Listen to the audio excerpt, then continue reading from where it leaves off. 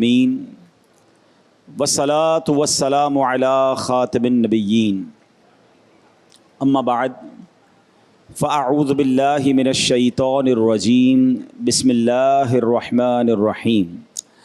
पढ़िए अस्सलातु वस्सलामु अलैका या रसूल अल्लाह व अला आलिका व अस्हाबिका या हबीब अल्लाह। अस्सलातु वस्सलामु अलैका या नबी अल्लाह व अला आलिका व अस्हाबिका या नूर अल्लाह। दुरूद पाक पढ़ने के बेशुमार फ़ज़ाइल व बरक़ात हैं। काबे के बदरुद्दुजा, तैबा के शम्सुद्दुहा सल्लल्लाहु ताला अलैहि वसल्लम पर दुरूद पाक पढ़ने के बहुत सारे फ़ज़ाइल और बड़ी अहादीस भी मिलती हैं। हम सब की तमन्ना है कि कोई ऐसा करम हो जाए कि हम सब नबी पाक के पीछे पीछे जन्नत में दाखिल हो जाएं। जन्नत में जाने की तमन्ना हर मुसलमान को है, मगर कैसे ये कन्फर्म हो जाए, कैसे यकीन हो जाए, कोई ऐसा रास्ता। सुभान अल्लाह। सरकार दो आलम अलैहिस्सलाम की एक हदीस है, मेरे आका फरमाते जो दिन में मुझ पर 1000 मरतबा दुरूद पाक पढ़े वो उस वक्त तक नहीं मरेगा जब तक जन्नत में अपना मकाम ना देख लेगा। नबी की शान में हो जिस कदर दुरूद पढ़ो, नबी की शान में हो जिस कदर दुरूद पढ़ो, मुहिब्बों पाओगे जन्नत में घर दुरूद पढ़ो। सल्लु अलल हबीब सल्लल्लाहु ताला अला मुहम्मद सल्लल्लाहु अलैहि वसल्लम। एक बड़ा ही ईमान अफरोज़ वाक़या मौज़िन रसूल हज़रत बिलाल हबशी रदी अल्लाह तआला अन्हु का किताबों में मिलता है कि हज़रत अब्दुल्ला हौज़नी रहमतुल्लाहि तआला अलैह फरमाते हैं कि मुझे मौज़िन रसूल हज़रत बिलाल रदी अल्लाह ताला अन्हु से मुलाकात का शरफ़ हासिल हुआ, तो मैंने उनसे रसूलुल्लाह सल्लल्लाहु अलैहि वसल्लम के ख़र्च के बारे में सवाल किया। उन्होंने बताया कि नबी पाक अलैहिस्सलाम के पास जो कुछ माल होता था उसको ख़र्च करने की ज़िम्मेदारी मेरे पास थी। यानी हज़रत बिलाल हबशी नबी पाक के ख़जानची समझ लें, नबी पाक के माल का हिसाब किताब रखने वाले, ये उनकी ज़िम्मेदारी थी। तो आप कहते जब कोई बेलिबास मुसलमान नबी पाक के पास आता, आप मुझे हुक्म फरमाते, मैं किसी से कर्ज़ा लेता, चादर ख़रीदता, उसको ओढ़ाता और खाना भी खिलाता। अब ये नबी पाक का अंदाज़ था। तो हज़रत बिलाल फरमाते कि एक गैर मुस्लिम आया, कहने लगा ए बिलाल तुम लोगों से कर्ज़ लेते हो, मेरे सिवा किसी से कर्ज़ ना लिया करो, मेरे पास बहुत माल है, जब भी चाहिए मुझसे कर्ज़ ले लिया करो। अब उसने ऑफ़र दी थी, तो हज़रत बिलाल फरमाते कि मैं जब भी कर्ज़ चाहिए होता मैं उसके पास जाता और उससे कर्ज़ लेता। अब एक दिन मैंने देखा वही गैर मुस्लिम बिजनेसमैन ताजिर आया, उसके साथ कई और बिजनेसमैन भी थे और भी उसके दोस्त थे, और मुझे बड़ा बुरा भला कहा, मुझे बहुत डांटा, मुझे बुरा भला कहा और कहने लगा कर्ज़ लौटाने की तारीख़ में 4 दिन रह गए हैं, अगर इस मुद्दत में तुमने कर्ज़ अदा ना किया तो मैं तुम्हें ग़ुलाम बनाकर बकरियां चरवाऊँगा। हज़रत बिलाल हबशी पहले भी ग़ुलाम थे, अभी ग़ुलामी की ज़िंदगी छोड़कर नबी पाक के पास आए थे। हज़रत अबू बकर सिद्दीक़ रदी अल्लाह तआला अन्हु ने सुभान अल्लाह अपने मुबारक माल से आपको ख़रीद कर आज़ाद करवाया था, आपको ये फ़िक्र हो गई कि फिर ग़ुलाम बना देगा। तो आप इशा की नमाज के बाद कहते हैं मैं बारगाह रिसालत में हाज़िर हुआ सल्लल्लाहु तआला अलैहि वसल्लम, अर्ज़ किया या रसूल अल्लाह सल्लल्लाहु तआला अलैहि वसल्लम, मेरे माँ बाप आप पर कुर्बान, वो मुशरिक जिससे मैं कर्ज़ा लेता हूँ उसने मुझे ऐसा ऐसा कहा है, हुज़ूर मुझे इजाज़त दीजिए मैं उन लोगों के पास चला जाऊँ जो मुसलमान हो गए हैं, यहाँ तक कि अल्लाह पाक आपको इतना माल अता फरमा दे कि मेरा कर्ज़ अदा हो जाए, फिर मैं वापस आ जाऊँगा, वरना हुज़ूर ये तो मुझे वापस कहीं ग़ुलाम ना बना दे। आप फ़िक्रमंद हो गए। अल्लाह के नबी अलैहिस्सलाम फरमाते हैं सुबह तक इंतज़ार कर लो, अल्लाह पाक तुम्हारा कर्ज़ अदा कर देगा, इंतज़ाम हो जाएगा। कहते हैं मैं सुबह हुई तो एक शख्स मेरे पास दौड़ता हुआ आया और कहने लगा कि ए बिलाल तुम्हें नबी पाक अलैहिस्सलाम ने बुलाया है। मैं वहाँ पहुँचा तो क्या देखता हूँ कि नबी पाक के काशाना अक़दस के बाहर नबी पाक के मुबारक घर के करीब 4 ऊँट हैं और सामान से लदे हुए हैं। मैंने अंदर आया तो कमरे में दाखिल हुआ इजाज़त लेकर, प्यारे आका ने फरमाया मुबारक हो, तुम्हारा कर्ज़ अदा करने का सामान हो गया है, इंतज़ाम हो गया है। तो अब कहा कि तुमने 4 ऊँट देखे, کہ جی حضور میں باہر دیکھے 4 اونٹ کھڑے ہیں گلے کے ساتھ، سامان کے ساتھ لدے ہوئے ہیں۔ آقا نے فرمایا کہ یہ اونٹ لو، اس کا سامان لو اور جا کے اپنا قرضہ ادا کر دو۔ کہتے ہیں میں نے حکم کی تعمیل کی، گیا اس کا سارا قرضہ ادا کیا، اس کا مال لوٹا دیا، واپس آیا تو نبی پاک کو سلام عرض کیا۔ پیارے آقا نے پوچھا کیا ہوا، اس مال سے تمہیں کوئی فائدہ ملا؟ تو کہتے ہیں حضور اللہ پاک نے وہ تمام قرض ادا کرا دیا جو اللہ کے رسول پر تھا۔ آپ نے فرمایا کچھ مال بچا بھی ہے؟ حضرت بلال کہتے جی ہاں یا رسول اللہ، کچھ مال بچ گیا ہے۔ آقا فرماتے مجھے اس سے بھی بے تعلق کر دو۔ اللہ اکبر، جب تک یہ کسی ٹھکانے نہیں لگے گا میں اپنے گھر واپس نہیں جاؤں گا۔ حضرت بلال کہتے ہیں کہ نبی پاک نماز عشاء کے بعد پوچھتے ہیں، فرماتے ہیں کہ اس بقیہ مال کا کیا ہوا؟ میں نے عرض کی حضور کوئی سائل نہیں ملا، میں بانٹ نہیں سکا۔ اللہ کے نبی علیہ الصلوۃ والسلام رات مسجد ہی میں آپ نے قیام فرمایا۔ دوسرے روز نماز عشاء کے بعد مجھے بلا کر فرمایا اے بلال کیا ہوا، کیا وہ مال تقسیم ہو گیا؟ تم نے مجھے اس مال سے بے تعلق کر دیا۔ تو حضرت بلال نے کہا جی یا رسول اللہ، میں نے وہ سارا مال اللہ کی راہ میں خرچ کر دیا، میں نے غریبوں مسکینوں میں بانٹ دیا۔ یہ سن کر نبی پاک نے تکبیر کہی اور خدا کا شکر ادا کیا۔ اے میرے پیارے اسلامی بھائیوں، اس سے 2 باتیں سیکھنے کو ملتی ہیں۔ اللہ اکبر، میرے آقا کی سخاوت، میرے آقا کے جود کا عالم کیا ہے۔ آپ جو بار بار اعلیٰ حضرت کا شعر سنتے ہیں نا، جس میں جود کا بھی ذکر ہے، سخا کا بھی ذکر ہے، عطا کا بھی ذکر ہے، یہ نبی پاک کی سیرت میں جا بجا یہ واقعات ملتے ہیں۔ سیدی اعلیٰ حضرت کیا لکھتے ہیں؟ واہ کیا جود و کرم ہے شہ بطحا تیرا، نہیں سنتا ہی نہیں مانگنے والا تیرا۔ یعنی آقا کے دربار سے کوئی لفظ نہیں سنتا ہی نہیں تھا۔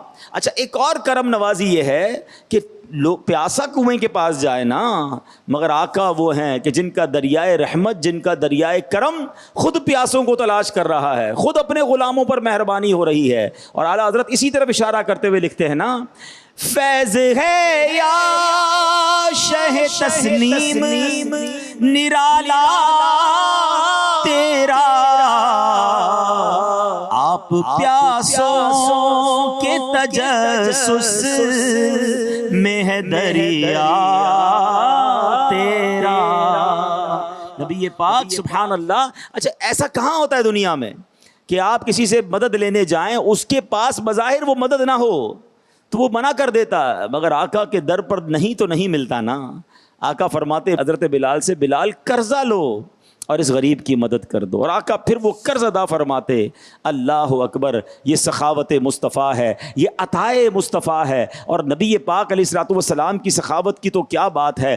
ایک میرے پیارے اسلامی بھائیوں، ہمیں سیکھنا ہے نبی پاک کی اس خوبصورت ادا سے کہ ہم نے اپنی زندگی میں کس طرح اللہ کے دیے ہوئے مال کو خرچ کرنا ہے۔ حضرت مجمع انصاری رحمت اللہ تعالی علیہ ایک بزرگ کے متعلق بیان کرتے ہیں کہ انہوں نے فرمایا اللہ پاک کا مجھے دنیا کی آسائشوں سے بچا لینے کا احسان اس دنیا کی کشادگی کی صورت میں ملنے والی نعمت سے افضل ہے، کیونکہ اللہ پاک نے اپنے پیارے نبی علیہ الصلوۃ والسلام کے لیے دنیا کو پسند نہیں فرمایا، اس لیے مجھے وہ نعمتیں جو اللہ پاک نے اپنے نبی علیہ الصلوۃ والسلام کے لیے پسند فرمائیں ان نعمتوں سے زیادہ پیاری ہیں جو اس نے نبی علیہ الصلوۃ والسلام کے لیے ناپسند فرمائیں۔ اے میرے پیارے اسلامی بھائیوں، یاد رکھیے اگر کسی کے پاس دنیا کا مال ہے، اگر کسی کے پاس دنیا کی نعمتیں ہیں، اگر اس کا صحیح استعمال ہو اور اس کو کمایا بھی صحیح طریقے سے جائے تو پھر اس سے برکتیں لوٹی جا سکتی ہیں۔ ایک بڑی پیاری حدیث پاک آپ کو سناتا ہوں۔ رسول پاک صلی اللہ علیہ وسلم نے فرمایا دنیا میٹھی سرسبز ہے، جو اسے حلال طریقے سے کماتا ہے اور صحیح حقوق میں خرچ کرتا ہے اللہ پاک اس کو ثواب عطا فرمائے گا اور اس کو جنت میں داخل فرمائے گا، اور جو اس میں حرام طریقے سے مال کماتا ہے اور اس کو غیر حق میں خرچ کرتا ہے اللہ پاک اس کو دار الحوان یعنی ذلت کے گھر میں داخل فرمائے گا۔ یعنی دنیا کمانا ہے تو حلال طریقے سے، خرچ کرنا ہے تو اچھی جگہ پر۔ پرابلم یہ ہے کہ آج کل کچھ لوگ ذرا عجیب سا انہوں نے اپنا سسٹم بنایا ہوا ہے، کچھ لوگ کماتے غلط طریقے سے ہیں لیکن بعض اوقات اللہ کی راہ میں خرچ کر رہے ہوتے ہیں تو شیطان انہیں کہتا ہے یار بات برابر ہو گئی، بیلنس صحیح ہو گیا، تو ڈنڈی مارتا ہے یا سود کا کام کرتا ہے یا جھوٹ بولتا ہے، لیکن مسجد میں بھی تو دیتا ہے نا، غریبوں کی مدد بھی تو کرتا ہے، تو یہ برابر ہو جائے گا، یہ بھول ہے ان کی۔ اللہ پاک ہے اور پاک مال ہی پسند فرماتا ہے، کمانا بھی حلال ہے اور خرچ بھی حلال طریقے سے کرنا ہے، تو پھر تو انشاءاللہ اس کے ذریعے بہت ساری برکتیں لوٹی جا سکتی ہیں۔ حضرت علامہ عبد الرؤوف مناوی رحمۃ اللہ تعالی علیہ اس حدیث پاک کے تحت فیض القدیر میں تحریر فرماتے ہیں، معلوم ہوا کہ دنیا فی نفس ہی بری چیز نہیں ہے، چونکہ یہ آخرت کی کھیتی ہے، اس لیے جو شخص شریعت کی اجازت سے دنیا کی کوئی چیز حاصل کرے تو یہ چیز اس کے آخرت میں مدد کرتی ہے۔ ہمیں بھی چاہیے کہ ضرورت سے زیادہ دنیا کے پیچھے بھاگنے اور حرام ذرائع کے ذریعے مال و دولت جمع کرنے کی بجائے رزق حلال کمانے کا ذہن بنائیں، حسب استطاعت صدقہ و خیرات بھی کرتے رہیں، اپنے رشتہ داروں، غریبوں اور پڑوسیوں کی مدد بھی کرتے رہیں، اللہ کی راہ میں خرچ کرتے رہیں۔ اللہ اکبر۔ نبی پاک علیہ السلام فرماتے ہیں صدقہ مال میں کمی نہیں کرتا، اور اللہ پاک معاف کرنے کی وجہ سے بندے کی عزت ہی بڑھاتا ہے، اور جو اللہ پاک کی رضا کی خاطر عاجزی کرتا ہے اللہ تعالیٰ اسے بلندی عطا فرماتا ہے۔ اس حدیث میں 3 بڑی پیاری باتیں پتہ چلی۔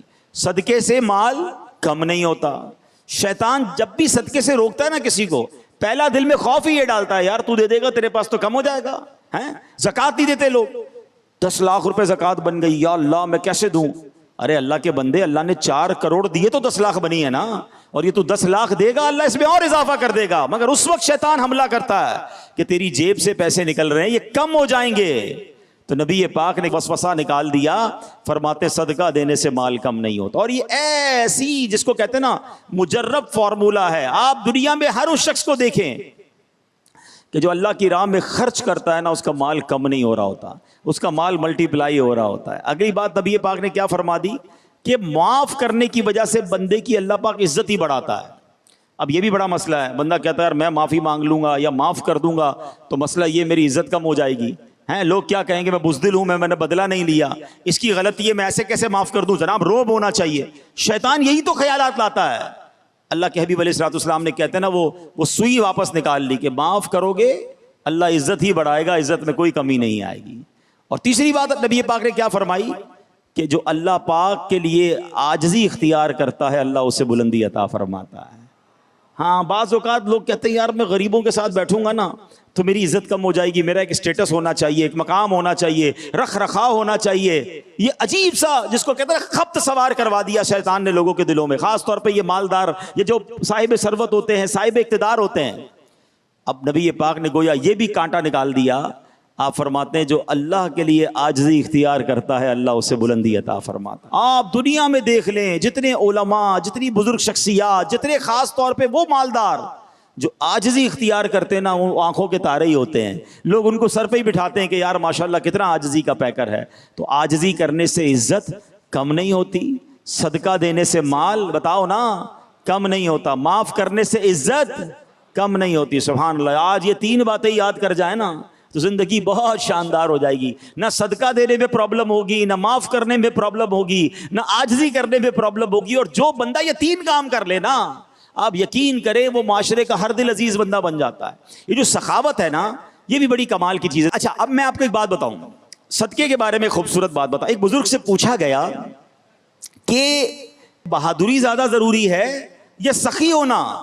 انہوں نے بڑا کمال کیا، فرمایا سخاوت اختیار کر لو، کیونکہ جو سخی ہوتا ہے نا اس سے کوئی لڑتا ہی نہیں ہے، پہلے ہی مقابلہ جیت جاتا ہے، وہ پہلے ہی لوگوں کے دلوں پر حکومت کر رہا ہوتا ہے۔ تو سبحان اللہ، سخی جو ہوتا ہے اس سے لوگ لڑتے نہیں، تو اس لیے اس کو شجاعت کی ضرورت بھی کم پیش آتی ہے۔ اللہ مجھے اور آپ کو سخاوت کی نعمت عطا فرما دے۔ اللہ کرے کہ نبی پاک کی سخاوت کا ہمیں ذرہ نصیب ہو جائے۔ سرکار دو عالم علیہ الصلوۃ والسلام کو کیسی بے نیازی تھی دنیا کی نعمتوں سے۔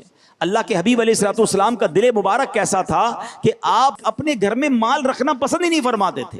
ایک مرتبہ کا واقعہ ہے کہ آپ علیہ الصلوۃ والسلام نے نماز عصر پڑھائی اور سلام پھیرتے ہی فوراً گھر تشریف لے گئے۔ ظاہر نماز کے بعد نبی پاک ذکر و اذکار فرماتے تھے، صحابہ بھی بیٹھتے تھے، مگر آقا علیہ الصلوۃ والسلام نے سلام پھیرا اور فوراً گھر تشریف لے گئے۔ تھوڑی دیر ہوئی نبی پاک واپس جلدی تشریف لے آئے۔ صحابہ کرام کو تعجب ہوا کہ نبی پاک کہاں تشریف لے گئے؟ تو آ کر نبی پاک فرماتے ہیں مجھے نماز میں خیال آیا کہ کہ صدقے کا کچھ سونا گھر میں پڑا ہے، مجھے پسند نہ آیا کہ رات ہو جائے اور میرے گھر میں یہ پڑا رہے، اس لیے جا کر اسے تقسیم کرنے کا کہہ کر واپس آیا ہوں۔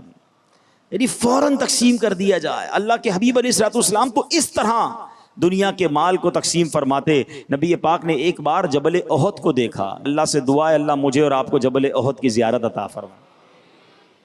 یہ دنیا میں کمال کا پہاڑ ہے۔ ہاں، اللہ کے حبیب فرماتے ہیں یہ احد مجھ سے محبت کرتا ہے، ہم اس سے محبت کرتے ہیں۔ اب نبی پاک ایک بار احد پہاڑ پر تشریف لے گئے، حضرت ابو ذر رضی اللہ عنہ ساتھ تھے۔ کہتے ہیں پیارے آقا نے احد پہاڑ کو دیکھا اور فرمایا اگر یہ پہاڑ میرے لیے سونا بن جائے تو میں پسند نہیں کروں گا کہ اس میں سے ایک دینار بھی میرے پاس 3 دن سے زیادہ رہ جائے، سوائے اس دینار کے جسے میں ادائے قرض کے لیے رکھ چھوڑوں۔ اللہ اکبر، یہ کیسا دل اقدس ہے، یہ کیسی استغنا ہے، یہ کیسا اللہ کی راہ میں خرچ کرنے کا انداز ہے۔ اللہ مجھے اور آپ کو اس کا ذرہ نصیب فرما دے۔ ہم تو جناب مال ہی جمع کرنے میں اور اس کی فگر آؤٹ کرنے میں لگے رہتے ہیں۔ ہمیں کاش اللہ کے حبیب علیہ الصلوۃ والسلام کی اس سخاوت کا ذرہ مل جائے۔ پیارے آقا علیہ الصلوۃ والسلام کی ایک اور بڑی کمال کی ادا، جابر بن عبداللہ فرماتے ہیں کہ اللہ کے حبیب علیہ الصلوۃ والسلام نے کبھی کسی سائل کو، کبھی کسی مانگنے والے کو لا نہیں فرمایا۔ یہ جو ہم بار بار نعت میں شعر سنتے ہیں نا، نہیں سنتا ہی نہیں مانگنے والا تیرا، یہ حدیثوں کی طرف اشارہ ہے کہ نبی پاک کی زبان پر لفظ لا آتا ہی نہیں تھا۔ بلکہ پچھلے دنوں ایک بڑی پیاری بات مفتی صاحب سے سنی کہ وہ فرماتے ہیں کہ جب ضرورت پڑی نا اشہد اللہ الہ، وہاں لا کہنا ضروری ہے کیونکہ اللہ کے سوا کوئی معبود نہیں۔ فرمایا اس کے علاوہ نبی پاک کی زبان پر لا آتا ہی نہیں تھا، منع فرماتے ہی نہیں تھے۔ ایک بار آپ علیہ الصلوۃ والسلام کے دربار گوہر بار میں 70,000 درہم لائے گئے، کتنی بڑی اماؤنٹ ہے۔ تو نبی پاک علیہ الصلوۃ والسلام نے چٹائی پر رکھے اسے اور صحابہ میں تقسیم کرنا شروع کیے۔ کسی سائل کو خالی نہیں لوٹایا، یہاں تک کہ تھوڑی دیر میں سارے درہم ہی تقسیم فرما دیے۔ اعلیٰ حضرت کیا فرماتے ہیں؟ لا ورب العرش جس کو جو ملا ان سے ملا، لا ورب العرش جس کو جو ملا ان سے ملا، بٹتی ہے کونین میں نعمت رسول اللہ کی، بٹتی ہے کونین میں نعمت رسول اللہ۔ پیارے آقا کی طرف لو آج بھی لگا کے رکھا کرو، مشکل میں ہو، پریشانی میں ہو، ان کی طرف توجہ رکھنی چاہیے، وہ آج بھی مدد فرماتے ہیں۔ اور کیوں مدد فرماتے سنو، اعلیٰ حضرت فرماتے ہیں ہم بھکاری وہ کریم اور ان کا خدا ان سے فزون، ہم بھکاری وہ ان کا خدا ان سے فزون، اور نہ کہنا نہیں عادت رسول اللہ کی، اور نہ کہنا نہیں عادت رسول اللہ کی۔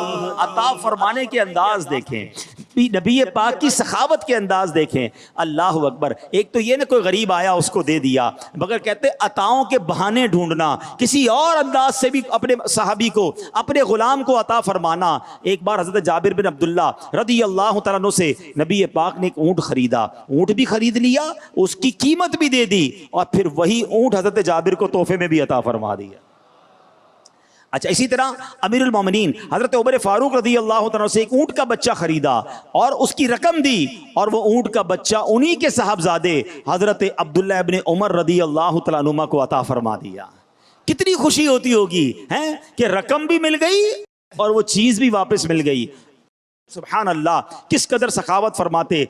نبی پاک بعض اوقات اپنی ضرورت کے لیے کسی چیز کو خریدتے تھے، پھر وہی چیز کسی کو تحفے میں عطا فرما دیتے۔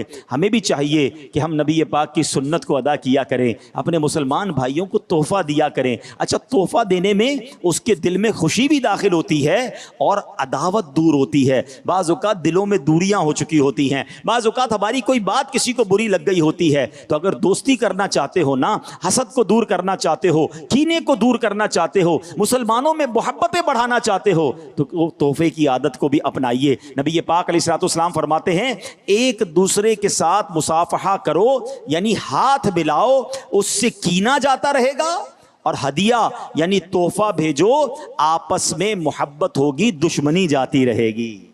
آج کے معاشرے میں کتنی محبت کی ضرورت ہے، اتنا فرسٹریشن بڑھ گیا ہے، آج آپس میں نفرتیں بڑھتی جا رہی ہیں۔ تو اے میرے پیارے اسلامی بھائیوں، سلام کو عام کریں۔ سلام میں بھی ہم نے کیٹیگرائز کر دیا ہے، جس کو جانتے ہیں اس کو سلام کرتے ہیں، رشتہ داروں کو سلام کریں گے، کاروباری لوگوں کو سلام کریں گے، جس مسلمان کو جانتے نہیں اسے سلام بھی لوگ نہیں کر رہے ہوتے۔ سلام بھی کریں، ہاتھ بھی ملائیں، اس سے انشاءاللہ محبت بڑھے گی۔ سلام کو عام کریں، آپ کے دل سے تکبر دور ہوگا، عاجزی اختیار ہوگی، اور تحفہ دیں تو انشاءاللہ محبت میں اضافہ ہوگا۔ نبی پاک کی سخاوت کا ذکر ہو رہا ہے، سنیے ایک بار کیا ہوا، پیارے آقا علیہ الصلوۃ والسلام نے عرب کے یعنی دیہات کے رہنے والے کچھ افراد نبی پاک کے پاس آئے۔ پیارے آقا نے ان میں سے بہت ساروں کو 100 اونٹ تحفتاً عطا فرما دیے، ایک ایک کو 100 اونٹ عطا کر دیے۔ حضرت صفوان بن امیہ رضی اللہ تعالیٰ عنہ نے، ابھی وہ اسلام نہیں لائے تھے، وادی حنین کا واقعہ ہے، غزوہ حنین کا موقع ہے، کہتے ہیں نبی پاک سے بکریوں کا سوال کیا۔ حضرت صفوان نے 2 پہاڑوں کے درمیان پورا جنگل بھرا ہوا تھا بکریوں سے، نبی پاک علیہ الصلوۃ والسلام نے وہ پورے کا پورا جو ریوڑ تھا نا حضرت صفوان کو عطا فرما دیا۔ اب یہ مسلمان نہیں ہوئے تھے، اب یہ اپنی قوم کے پاس جا کر پتہ ہے کیا کہتے ہیں، اے میری قوم تم اسلام لے آؤ، اللہ پاک کی قسم محمد صلی اللہ تعالی علیہ وسلم ایسی سخاوت فرماتے ہیں کہ محتاجی کا خوف ہی نہیں رہتا ہے، وہ اتنی عطا فرماتے ہیں کہ جھولیاں بھر دیتے ہیں۔ اللہ اکبر، سبحان اللہ۔ پہلے کے لوگ ایک بڑی پیاری بات کرتے تھے، حاتم طائی بہت بڑا سخی گزرا ہے، فرمایا اس نے گھر میں 8 دروازے رکھے تھے ہیں، اس کے گھر کے ہر دروازے پر لوگ آتے تھے، وہ ان کو عطا کرتا تھا، مال دیتا تھا، کھانا دیتا تھا۔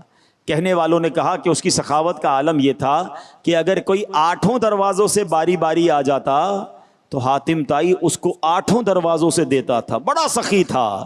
سبحان اللہ۔ علماء عشق و محبت نے بڑا پیارا جواب دیا کہ حاتم طائی کے پاس 8 دروازوں سے آتے تھے، تب بھی جا کر لوگوں کی ضرورت پوری نہیں ہوتی تھی، جبھی تو آتے تھے نا۔ میرے آقا کا دربار وہ ہے جو ایک بار چلا جائے، اور نبی پاک نگاہ رحمت فرما دیں تو اتنا عطا فرماتے ہیں، اتنا دیا کہ دامن میں ہمارے سمایا نہیں۔ سرکار دو عالم کی سخاوت کا عالم یہ ہے کہ میرے کریم سے گر قطرہ کسی نے مانگا، میرے کریم سے گر قطرہ کسی نے مانگا تو دریا بہا دیے ہیں، مدنی نے دریا بہا دیے ہیں، دور دے بہا دیے ہیں، دریا بہا دیے ہیں، مدنی نے دریا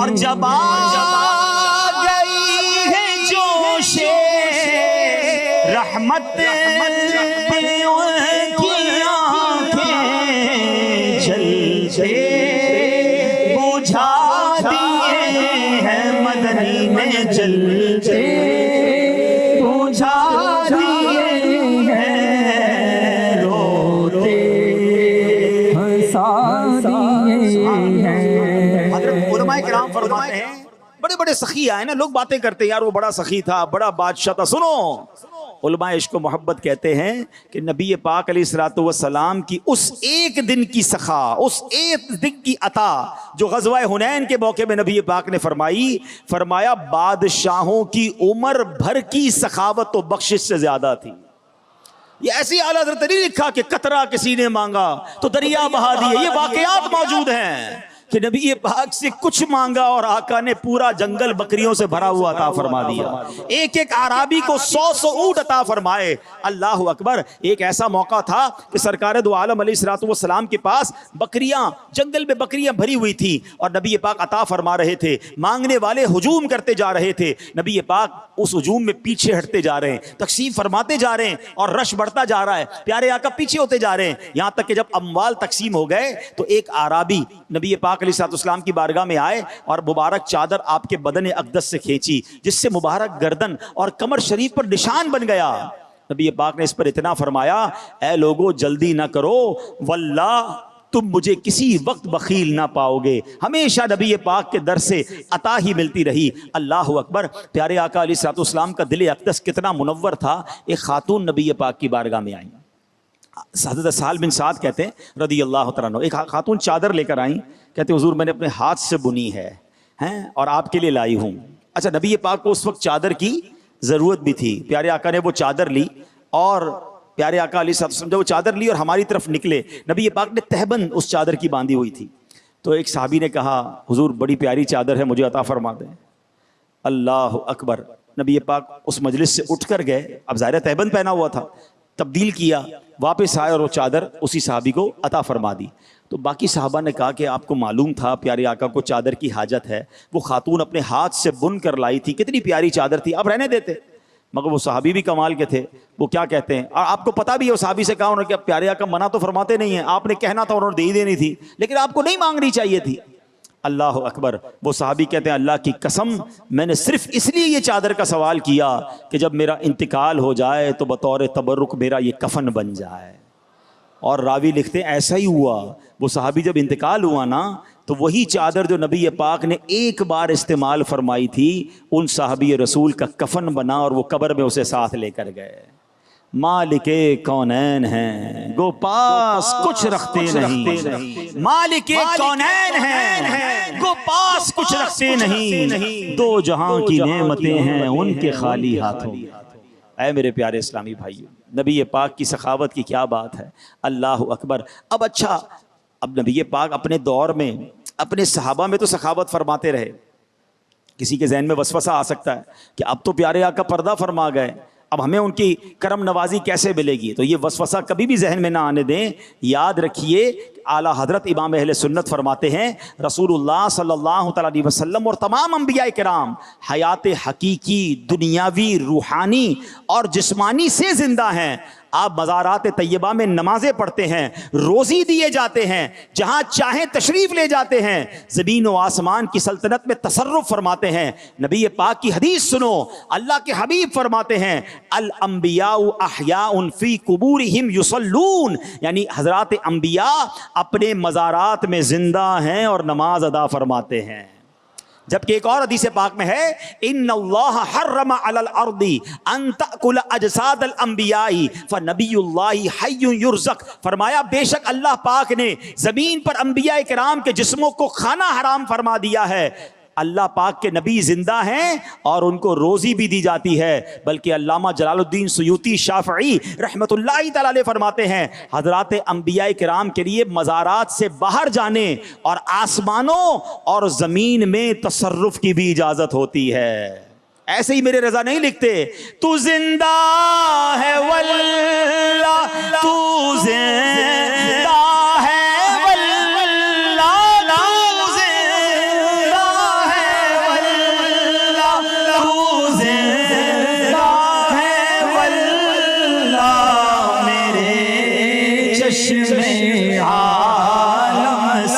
چھپ جانے والے میرے چشم عالم سے چھپ جانے والا رہے گا یوں ہی ان کا چرچا رہے گا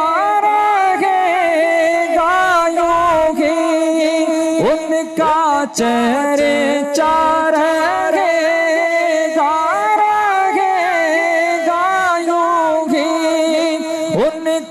چہرے چار ہے سارے خاک ہو جائیں جل جانے والے. دیکھو میرے آقا کیسے کرم فرماتے ہیں. مزار پرانوار میں جلوہ فرما ہو گئے ہیں اور سبحان اللہ کرم نوازی کا سلسلہ آج بھی جاری ہے.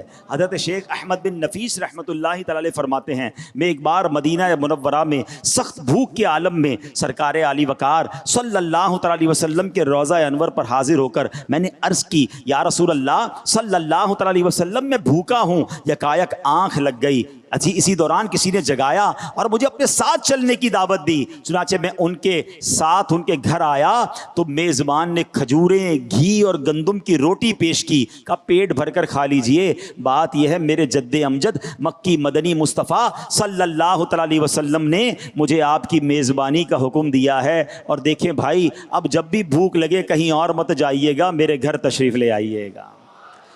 یہ ایسی دربار ہے جہاں مانگنے میں شرمایا نہ کرو. اللہ اکبر. میرے رضا کا عشق رسول تو دیکھو. دنیا میں بندہ کسی کے آگے مانگے نا تو ڈی مورلائز فیل کرتا ہے, احساس کمتری ہوتا ہے, ہاتھ پیر کانپنے لگ جاتے ہیں, اور ہونا بھی ایسے ہی چاہیے. اللہ کرے کبھی زندگی میں کسی کے آگے ہاتھ نہ پھیلانا پڑے. دعا کرو اللہ سے یا اللہ ہمیشہ ہمیں دینے والا بنائیو, کبھی مانگنے والا نہ بنائیو. کیونکہ بھکاری بننا کسے پسند ہے, مگر ہاں ایک در ایسا ہے جہاں کی بھیک بھی بڑے مزے والی ہے. ہاں بھیک میں مزہ کیسے بھائی, بھیک تو بے مزے کی تکلیف دہ ہوتی ہے. مگر میرے اعلیٰ حضرت کہتے ہیں ایک دربار ایسا ہے جہاں کی بھیک میں بھی بڑا مزہ ہے. کیسے؟ وہ کہتے ہیں لبوا ہیں آنکھیں بند ہیں پھیلی ہیں جھولیاں, لبوا ہیں آنکھیں بند ہیں پھیلی ہیں جھولیاں, کتنے مزے کی بھیک تیرے پاک در کی ہے. ہاں کتنے مزے کی بھیک تیرے پاک در. اچھا قبول میں بھی دینی نہیں ہے. دنیا والوں سے تو بار بار مانگو تو ٹرخاتے ہیں, رلاتے ہیں, اور زیادہ مانگو تو فون بھی بلاک کر دیتے ہیں. آقا کے دربار میں دیر نہیں لگ. کتنا فاصلہ ہے؟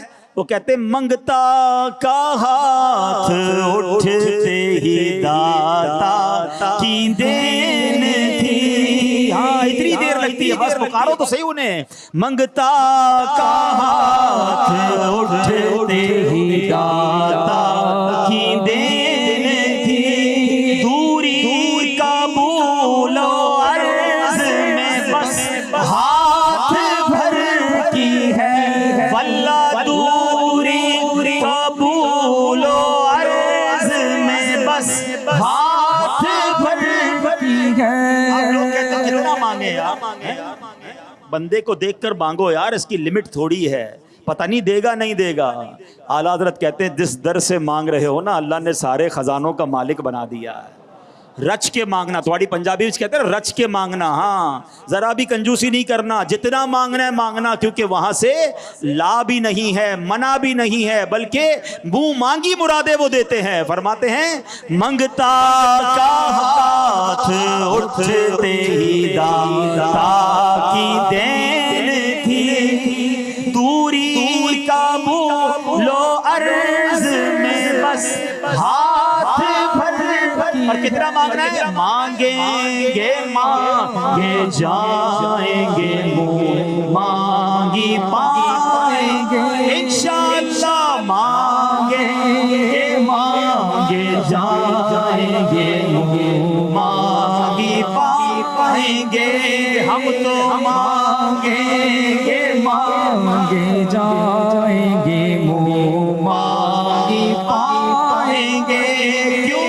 سرکار میں نہ لا ہے نہ حاجت اگر کی ہے, بھیلی سوہانی صبح میں ٹھنڈک جیگر کی ہے.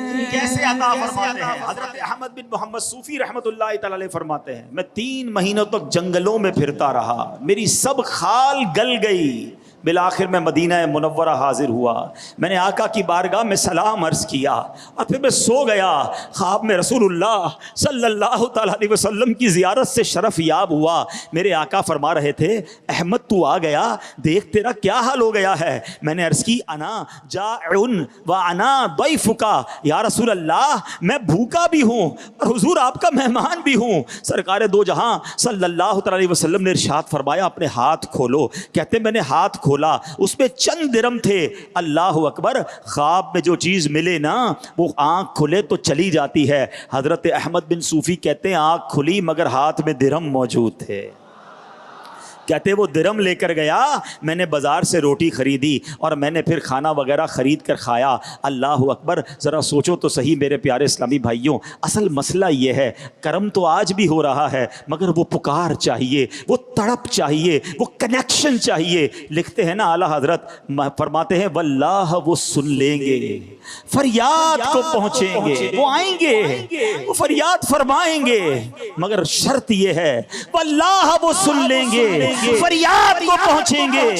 اتنا بھی تو ہو کوئی جو آہ کرے دل سے، اللہ اکبر، اور مدینے جا کر کوئی عرض کر دے ارے اس سے بہتر جگہ کون سی ہے، مٹتے ہیں جہاں بھر کے آلام مدینے میں، بگڑے ہوئے بنتے ہیں سب کام مدینے میں۔ کئی لوگ وہ ہیں جن پر حج فرض ہو گیا مگر وہ حج نہیں کرتے، ان سے پوچھو بھائی کیوں نہیں حج کرتے؟ کہتے ذرا بچی کی شادی کر لوں، کچھ مسائل ہیں پہلے وہ حل کر لوں، کاروبار تھوڑا سیٹ کر لوں، فلاں مسئلہ ہے ختم ہو جائے۔ ارے اللہ کے بندے اگر کسی مسئلے میں ہو تو پہلے مدینے چلے جاؤ، سارے مسئلے وہیں سے حل ہوتے ہیں۔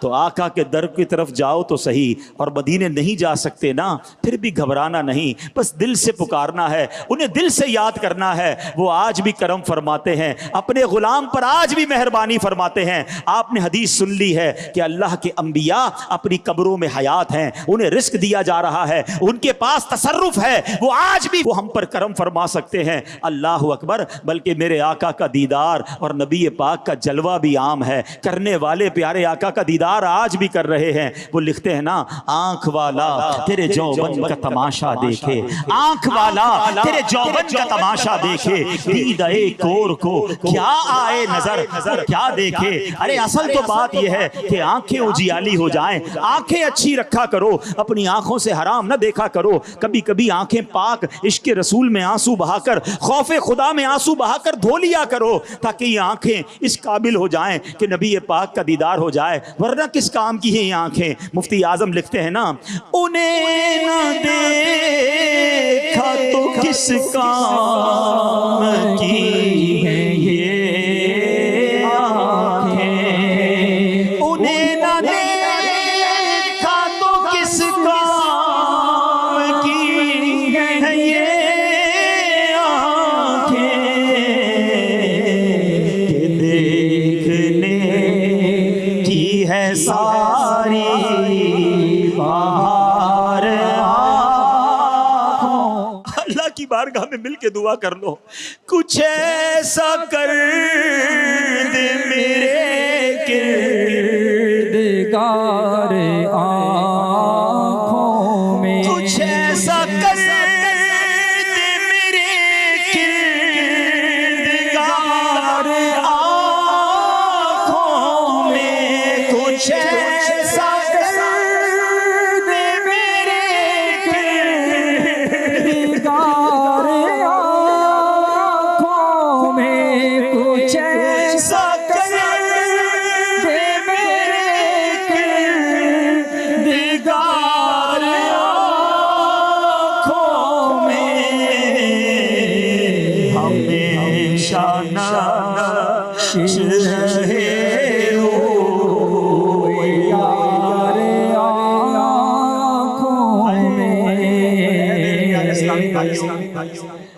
اگر آنکھوں سے دیدار مصطفیٰ کرنا ہے نا تو حرام نہ دیکھا کرو، ان آنکھوں کو گندی نہ ہونے دو، نبی پاک کے دیدار کے شوق کو بڑھاؤ، درود پاک کی کثرت کرو۔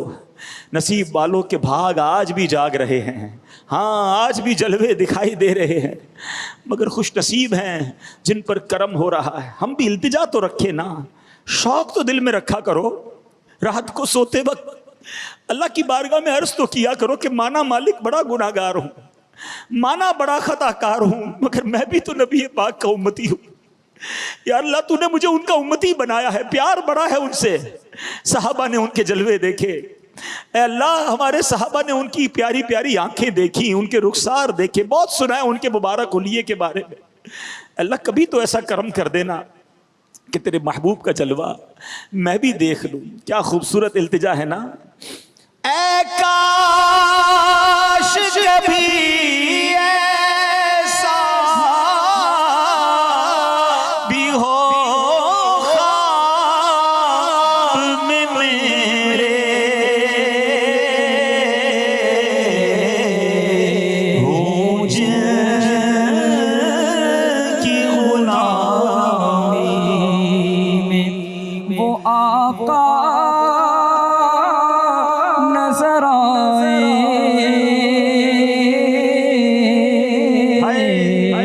ہو جن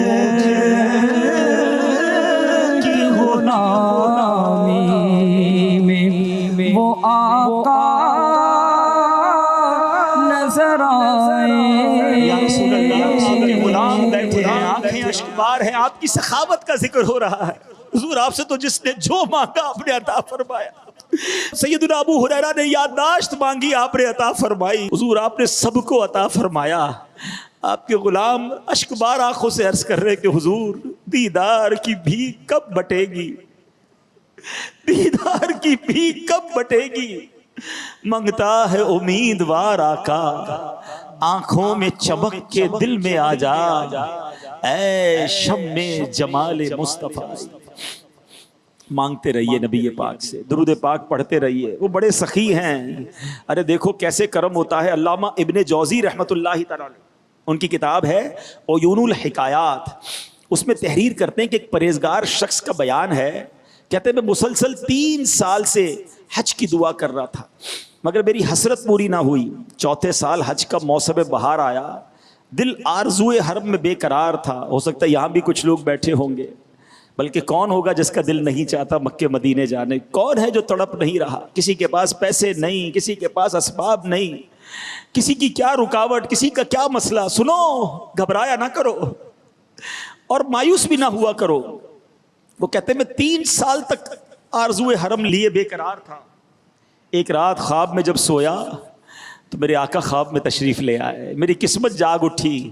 نبی پاک نے فرمایا تم اس سال حج کے لیے چلے آنا۔ کہتے صبح اٹھا تو دل خوشی سے جھوم اٹھا کہ آقا نے بلایا ہے، مگر جب اٹھنے کے بعد سوچا کہ میرے پاس تو پیسے ہی نہیں ہیں، میں کیسے حج پر جاؤں گا، میں غریب مسکین۔ کہتے دوسری شب پھر درود پڑھتے پڑھتے پھر یاد مدینہ میں تڑپتے تڑپتے سو گیا۔ پھر نبی پاک خواب میں آئے، فرمایا کہ اس سال تم حج کو چلے آنا۔ پھر صبح ہوئی، وہ سوچا آقا نے بلایا ہے مگر رقم تو نہیں ہے، جاؤں گا کیسے؟ 3 راتوں تک ایسا ہوتا رہا، ہمت نہیں ہوتی تھی آقا سے عرض کروں کہ حضور آپ تو فرماتے حج پر آؤں مگر اسباب نہیں۔ کہتے اب چوتھی رات پھر نبی پاک نے کرم فرمایا کہ اس سال حج کو آ جانا۔ میں نے کہا حضور میرے پاس تو اخراجات ہی نہیں ہیں۔ اللہ کے حبیب نے فرمایا تم اپنے مکان میں فلاں جگہ کو کھودو، وہاں تمہارے دادا کی ذرہ موجود ہے۔ کہتے صبح ہوئی تو میرے آقا نے مجھے جگہ بتائی، میں نے اس جگہ کھدائی کی، واقعی بڑی قیمتی ذرہ تھی، جو جنگی لباس ہوتا ہے، بڑی صاف ستھری تھی، ایسی تھی گویا کسی نے استعمال ہی نہیں کیا تھا۔ میں نے اسے 4000 دینار میں بیچا، اللہ پاک کا شکر ادا کیا، الحمدللہ میرے آقا نے کرم فرمایا، میرے حج کا انتظام ہو گیا۔ ہاں آج بھی تڑپ سچی ہو نا۔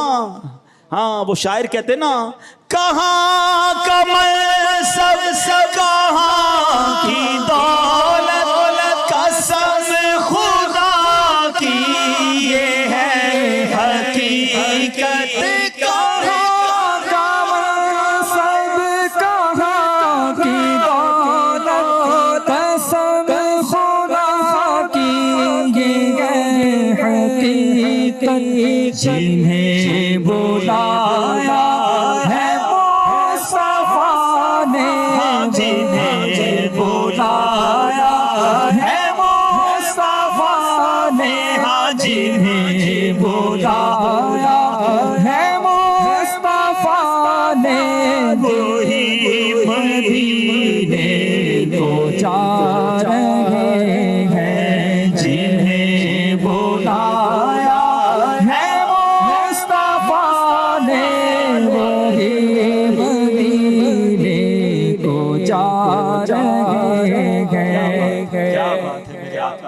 عطاؤں کا در کھلا ہوا ہے، رحمت کا ہے دروازہ کھلا، مانگ رے مانگ، مانگنے والے تو بنو نا، دیتا ہے کرم ان کا صدا، مانگ رے مانگ، یہ دربار رسالت ہے، یہاں اپنوں کا کیا کہنا، ارے یہاں سے ہاتھ خالی غیر بھی جایا نہیں، آقا کے در سے تو غیر خالی نہیں جاتا، امتی کو کیسے بنا فرمائیں گے؟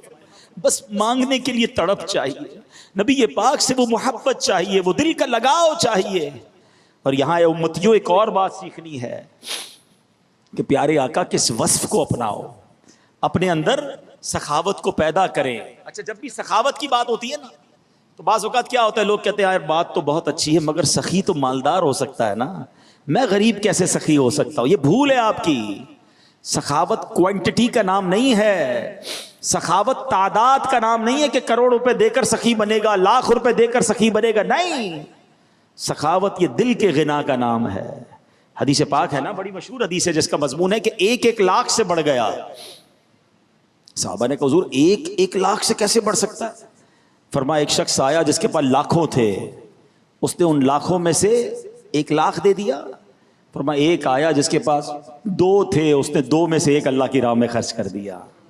اب اس نے تو 50% دے دیا نا، 2 میں سے 1 دے دیا، فرمایا اس کا اس 1 لاکھ سے بڑھ گیا۔ تو سخاوت اپنے اندر پیدا کیجئے، بخل نہیں ہونا چاہیے، کنجوسی اللہ کو بڑی ناپسند ہے۔ اور سخاوت کے بارے میں اللہ کے حبیب فرماتے سخاوت جنت کے درختوں میں سے ایک درخت ہے جس کی ٹہنیاں زمین کی طرف جھکی ہوئی ہیں، جو شخص ان میں سے کسی ایک ٹہنی کو پکڑ لیتا ہے وہ اسے جنت کی طرف لے جاتی ہے۔ اللہ اکبر۔ ایک جگہ نبی پاک فرماتے الجنت دار الاسخیاء، جنت سخیوں کا گھر ہے۔ آئے ہائے، سخیوں کا گھر جنت ہے۔ اپنے اندر سخاوت کو پیدا کرنا ہے، اللہ کی راہ میں خرچ کرتے رہا کرو، اپنے غریب مسلمان بھائیوں کی مدد کرتے رہا کرو۔ اور یہ سخاوت کبھی کبھی ایسے کام کروا دیتی ہے، کسی دکھی دل کی تمنا پوری کر دو، اس کے دل میں خوشی داخل کر دو، اللہ کیسی مشکلیں آسان فرماتا ہے۔ اے مدینے اور مکے کے لیے تڑپنے والوں سنو، ایک شخص تھا بڑا مالدار تھا، اس کو خواب میں اس طرح کا خواب آیا کہ فلاں علاقے میں ایک بندہ ہے، اس کو تم مکے لے جاؤ۔ اس کا کوئی کانٹیکٹ بھی اسے بتایا جاتا تھا۔ 1 بار خواب آیا، 2 بار آیا، 3 4 بار اس کے بارے میں اس کا پتہ وغیرہ سب اس کو خواب میں بتایا جاتا۔ اس نے اس بندے سے رابطہ کیا، کہا کہ مجھے خواب میں کہا جا رہا ہے میں آپ کو مکے لے جاؤں۔ کہا میں تو کوئی نیک آدمی بھی نہیں، نارمل سا آدمی تھا، کوئی اس کا حلیہ بھی کوئی بہت بڑا نیکوں والا نہیں تھا۔ کہا میں تو ایسا مجھے کیوں لے جا رہے ہو؟ بس کہا مجھے خواب میں آ رہا ہے، آپ چلو میرے ساتھ۔ اس نے کسی بزرگ سے بھی پوچھا کہ اس پر عمل کرنا ضرور، کہا اچھی بات ہے، اگر خواب میں آ رہا ہے تو لے جاؤ، مکے مدینے کی بات تو ہے، تمہیں اللہ نے بہت دیا ہے۔ اس نے کہا چلو اچھی بات ہے، میں بھی عمرہ کر لوں گا، اس کو بھی لے جاؤں گا۔ اس نے کہا اپنا پاسپورٹ دو، میں تمہیں لے جاتا ہوں۔ یہ اس بندے کو عمرے پہ لے گیا۔ اب جب عمرہ کر لیا، طواف ہو گیا، سب کچھ ہو گیا، اب جب واپسی کا وقت آیا تو جب حرم سے باہر نکلے نا تو وہ شخص کہتا ہے مجھے ایک بار اور موقع دو، پتہ نہیں میں پھر کب مکے میں آؤں گا، پھر کب کعبہ دیکھوں گا، ایک بار اور کعبہ دیکھ کر آ جاؤں۔ تو کہا ٹھیک ہے جاؤ دیکھ کر آ جاؤ۔ یہ باہر کھڑا انتظار کر رہا ہے، کافی دیر ہو گئی، وہ بندہ باہر نہیں آیا۔ تو یہ اندر گیا تو دیکھا وہ سجدے میں، کعبے کے بالکل سامنے سجدے میں ہے۔ کافی دیر ہوئی سجدے سے سر نہ اٹھایا۔ جب اس کو ہلایا جلایا تو پتہ چلا اس کی روح قبض ہو گئی۔ اب یہ شخص حیران کہ میں تو اس کو جانتا بھی نہیں تھا، اور یہ کوئی بظاہر کوئی اتنا نیک آدمی بھی نہیں دکھتا تھا، نارمل سا انسان تھا، مجھے خواب میں بار بار کہا گیا اس کو لے جاؤ اور میں ادھر لے کر آیا، اس کی روح یہاں قبض ہونی تھی۔ اتنی اچھی موت کہ طواف کیا، عمرہ کیا، با وضو اللہ کے گھر کے سامنے سجدے میں انتقال ہو گیا۔ اور اس نے اس بندے کے گھر والوں کو ڈھونڈا کہ یہ تو بتاؤ اس کا عمل کون سا تھا؟ بولا یہ تو بڑا نارمل سا انسان تھا، مگر ایک کام کرتا تھا، روزانہ جب گھر آتا تھا تو اس کے ہاتھ میں 2 تھیلیاں ہوتی تھیں، سامان کی، فروٹ کی، سبزی کی، جب بھی سامان لاتا 2 تھیلیاں لاتا تھا۔ ایک اپنے گھر والوں کے لیے، ہمارے بالکل برابر میں ایک بیوہ یتیم بچوں کے ساتھ رہتی تھی، اس کا دروازہ کھٹکھٹاتا اور اس کے باہر تھیلی رکھ کے اندر آ جاتا، اور کہا جب وہ اندر آتا تھا نا تو بیوہ کی آواز آتی تھی، اللہ اس کا خاتمہ اچھا کرنا، اے میرے مولا اس کا خاتمہ اچھا کرنا۔ اللہ اکبر، یہ کیسی دعا لگی کہ کعبے کے سامنے سجدے کے عالم میں اس کا انتقال ہوا۔ تو یہ کسی کا دل جیتنا، کسی کی مدد کرنا، اللہ کی راہ میں خرچ کرنا، یہ وہ کام کروا دیتا ہے جو بندہ سوچ بھی نہیں سکتا۔ تو اے میرے پیارے اسلامی بھائیوں، اس وقت بھی ہم سب کو، جن کو اللہ نے خاص طور پہ نوازا ہے ان کو بھی، اور جیسے میں نے کہا کہ جو غریب بھی ہیں نا وہ بھی کسی نہ کسی کی مدد اپنی حیثیت کے مطابق اچھے کام میں خرچ کرتے رہا کر۔ یہ اللہ سے کاروبار ہے. آپ غربت سے نکلنا چاہتے ہیں نا تو بھی آپ اللہ کی راہ میں خرچ کریں, اللہ آپ کو غربت سے نکال دے گا. قبلہ مفتی قاسم صاحب تفسیر صراط الجنان میں بڑی کمال کی بات آپ نے لکھی. آپ فرماتے دنیا بھر کے مالداروں کا سروے کریں نا تو وہ کہیں نہ کہیں چیریٹی کر رہے ہوتے ہیں, خرچ اچھی جگہ کر رہے ہوتے ہیں, تو اللہ اس خرچ کی وجہ سے ان کے مال میں برکت ڈال رہا ہوتا ہے. اور اگر غریبوں کا سروے کرے نا تو ان میں اکثریت وہ ہے جو اللہ کی راہ میں خرچ نہیں کرتے, وہ اسی لیے غریب ہی رہ جاتے ہیں. ہم غریب لوگ بعض اوقات سمجھتے ہیں ہم کیا کریں یار اس میں ہمارے نہیں. میں نے نبی پاک کی حدیث یاد رکھو نا, کسی کا 1 لاکھ سے بڑھ گیا تو آپ کچھ نہ کچھ اچھے کاموں میں اپنی حیثیت کے مطابق خرچ کرتے رہا کریں. اور سبحان اللہ, خرچ کرنے کا, سخاوت کرنے کا ایک عظیم موقع ہمیں دعوت اسلامی دے رہی ہے. اللہ کی قسم, خرچ کرنے کا اس سے بڑا نیکی کمانے کا موقع کیا ہوگا کہ عظیم دعوت اسلامی کا جو کام ہے ہم اس کے حصے دار بن جائیں. اللہ اکبر. دعوت اسلامی نیکیوں کا کتنا بڑا خزانہ ہے, کتنی بڑی فیکٹری ہے نیکیوں کی کہ دعوت اسلامی 150 سے زیادہ ملکوں میں دین متین کی خدمت کر رہی ہے. لاکھوں بچے اور بچیاں بغیر فیس کے قرآن پاک پڑھ رہے ہیں, درس نظامی کر رہے ہیں, ہزاروں جامعۃ المدینہ میں بچے اور بچیاں. اب بتائیے اتنی بڑی نیکی.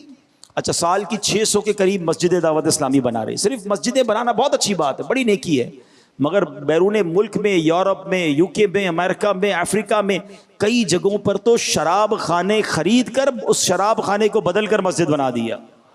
ڈانس کلب تھا, اس برائی کے اڈے کو بند کیا, وہاں مسجد بنا دی. بلکہ کئی جگہوں پر تو غیر مسلموں کی عبادت گاہیں تھیں جہاں شرک ہوتا تھا, جہاں اللہ اکبر, اس جگہ پر آج رحمان عز و جل کو سجدے ہو رہے ہیں, اللہ اکبر کی صدائیں بلند ہو رہی ہیں. اتنی بڑی نیکیوں کا کام دعوت اسلامی کر رہی ہے, ہزاروں لوگ مسلمان ہو گئے. تو انشاءاللہ آج سخاوت مصطفیٰ کا بیان سنا ہے, ہم بھی اپنی دعوت اسلامی کا بھرپور ساتھ دیں گے. کیا معلوم آج دیدار مصطفیٰ کی بات ہوئی ہے. دیکھیے سنتوں کی تحریک ہے, میں اپنے لیے تو نہیں مانگ رہا اور آپ بھی اپنے لیے نہیں مانگیں گے. ہم سب جمع کروا کے دعوت اسلامی والوں کو دعوت اسلامی کے اکاؤنٹ میں ڈلوا دیں گے. یہ سنتوں کا پیغام چلتا رہے گا. کاش مدینے والے آقا کو پسند آ جائے اور ہماری قسمت بھی جاگ اٹھے اور ہمیں بھی آقا کا دیدار نصیب ہو جائے.